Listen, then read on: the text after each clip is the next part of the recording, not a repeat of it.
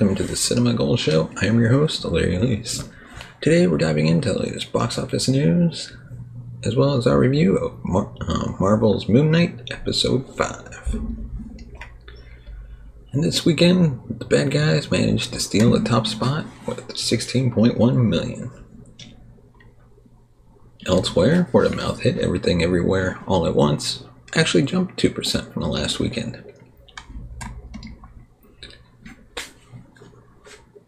Each of these top 5 films at the box office finished the weekend with higher figures than what was estimated on Friday. Maintaining its hold on the top spot for the second weekend in a row is Universal's release of Dreamworks The Bad Guys, and it made $16.1 million, taking its domestic tally to $44.4 million. The kid-friendly heist film features a voice cast that includes Sam Rockwell, Mark Maron, Anthony Ramos, Craig Robinson, and Awkwafina. It made $24 million in its opening weekend, and its international tally is within a touching distance of the $100 million mark. But despite a relatively low budget of around $70 million, the film still has some work to do before it can be counted as a success. Overall, the weekend brought in a little less than $70 million, which marks a 28% decline from the previous weekend. Slightly ironic that this comes mere days after the industry celebrated the return of theatrical marketplace at CinemaCon. Coming in at the number 2 spot, Paramount's Sonic the Hedgehog 2 made $11.3 million in its 4th weekend, taking its running domestic total to over $160 million, a terrific result for the video game adaptation, which marks the 4th theatrical hit for Paramount this year, following Scream, Jackass Forever, and The Lost City. The performance has been good enough for the studio to set a sequel and a spin-off in motion. However, not all studios can find success. Fantastic Beasts: The Secrets of Dumbledore took the 3rd spot again with $8.3 million for a running domestic total of just under $80 million. By far the lowest grosser of the Wizarding World franchise.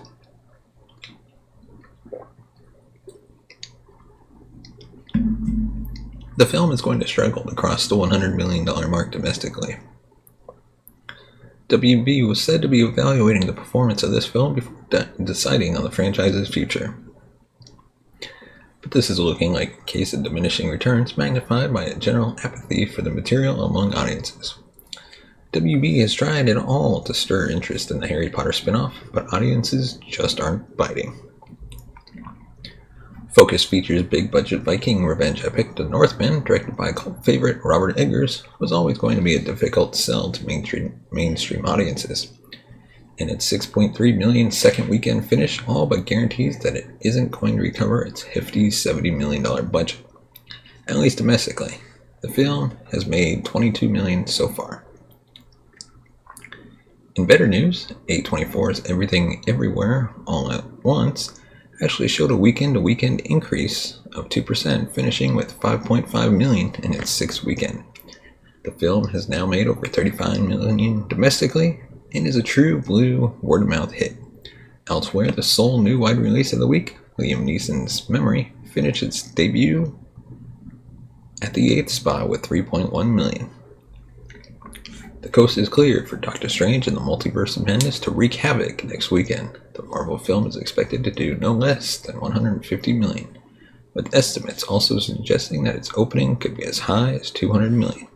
As always, stay tuned to the Cinema Gold Show for more news on Doctor Strange. And now let's dive into today's next topic, Moon Knight Episode 5. Moon Knight finally takes some time out from its Stephen Grant schedule to properly introduce us to Mark Spector in a beautiful and affecting episode of Marvel TV. In Moon Knight Episode 5, Asylum, we finally get to know Mark Spector, and the show was all the better for it.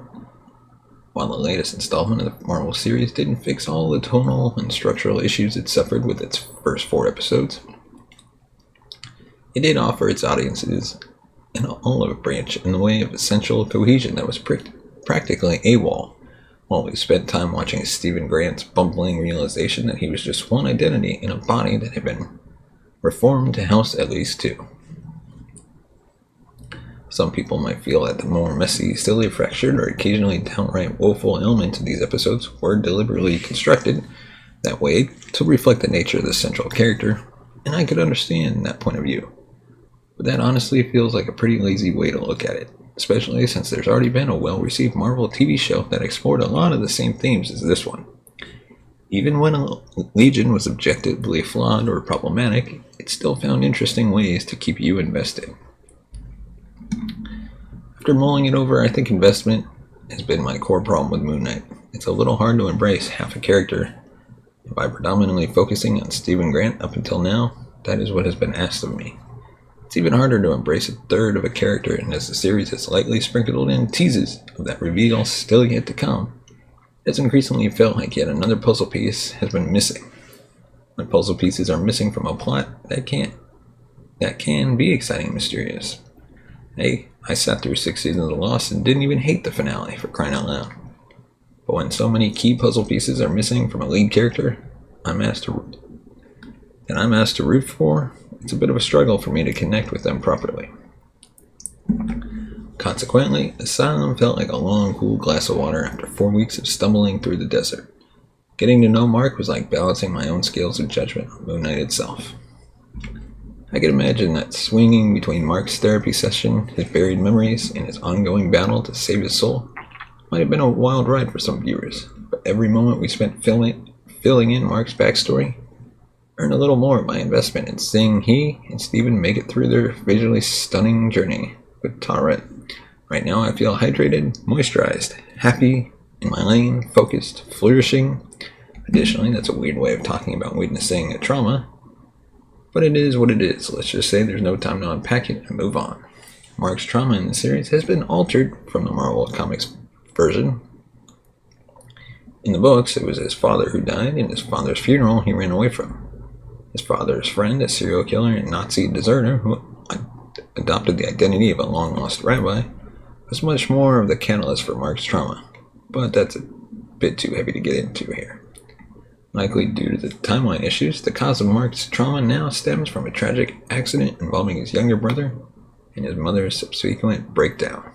Blaming Mark for his death, she punished him with emotional and physical abuse, and he created Steven as a way to cope with his distressing childhood. I found these memories to be deeply affecting, and also felt they bonded Steven and Mark in a way that screwball interactions in the midst of a CG-laden adventure never could. Mark and Steven's trip to the afterlife also felt genuinely perilous, which is a real achievement when true peril has so often been an issue in the MCU. Last week I was worried that any time we spent in the mental hospital and beyond might be distracting from the action in Egypt, but it wasn't, as the episode built a case for Mark to survive the journey. I longed for he and Steven to connect, and the episode delivered that catharsis with a light enough touch to avoid feeling forced. Seeing Steven embrace his potential to save Mark was wonderful. I was almost as upset as Mark to see him fall into the desert and be lost. In Asylum, Oscar Isaac's performance as both identities was genuinely spectacular. I think this episode finally proved to me without a doubt that he was the right choice for the role. I just wish they could have served some of this depth earlier on in the series. Maybe there was no way to make it work, but our time with Isaac's version of Mark and Steven in those first 4 episodes did leave something to be desired. Now that this thirst has been quenched, Moon Knight could be all set to give us a great finale, and I hope it does. Hey, hit that like and subscribe button if you enjoy our content, and as always, leave a comment in the comment section below. What did you think about Moon Knight Episode 5? What are you expecting from the season finale? Let us know. And if you want to support the show, you can buy us a coffee at buymeacoffee.com/cinemagold. Your support helps the channel grow, hire new hosts, upgrade our equipment, take this show on the road, hopefully. Thank you so much for watching and listening, and we will see you next time.